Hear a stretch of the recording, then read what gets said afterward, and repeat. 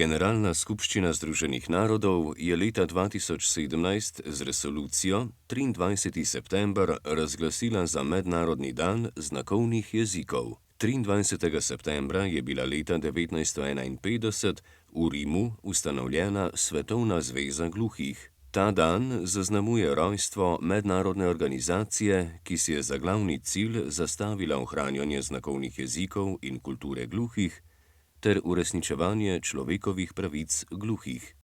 Danes se pridružujemo viziji Svetovne zveze gluhih o svetu, v katerem gluhi povsod lahko uporabljajo znakovni jezik, o svetu, kjer gluhi doprinašajo k človeški raznolikosti, nacionalni znakovni jeziki pa so sestavni del nacionalnih družb.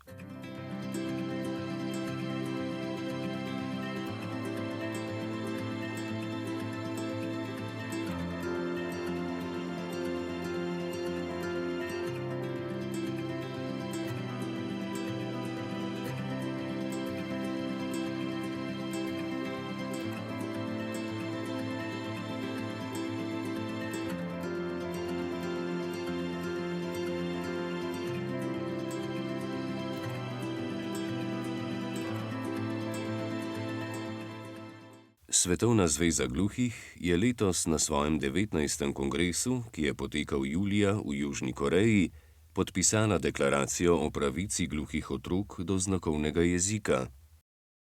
Ta govori o tem, da mora biti gluhemu otroku že v zgodnjem otroštvu omogočen dostop do znakovnega jezika, kar je trenutno omogočeno samo 2% gluhih otrok po svetu.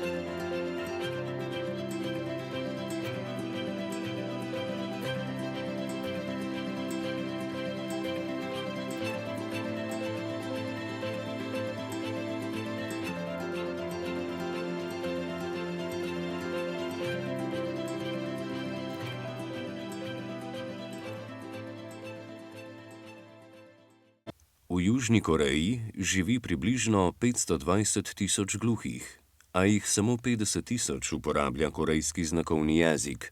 Tamkajšnja nacionalna skupščina je 31. decembra 2015 sprejela zakon, ki korejski znakovni jezik priznava kot enega od uradnih jezikov. Gluhi imajo zaradi tega več možnosti za izobraževanje in zaposlovanje, večjo dostopnost do zdravstvenih in pravnih storitev ter verskega in kulturnega udejstvovanja. Žal pa se še vedno zatika pri izobraževanju.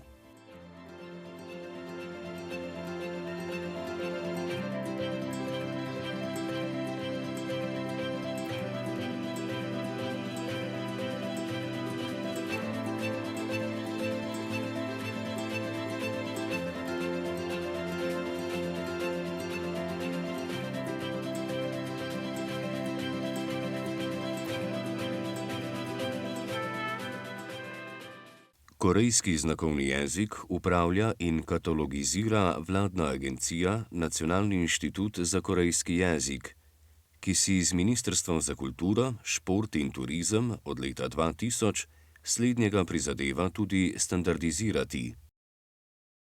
Leta 2005 je tako izšel prvi uradni standardni slovar, leta 2012 pa še frazeološki slovar.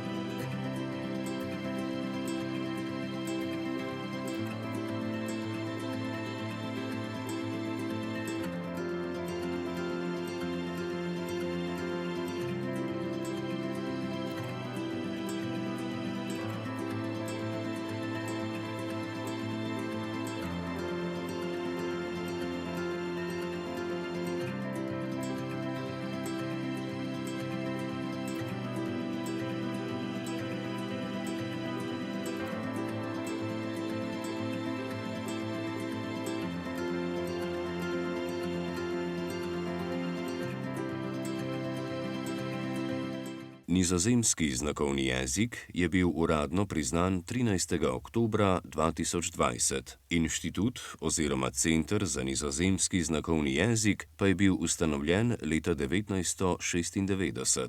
Trenutno imajo v slovarju 17.500 kretenj.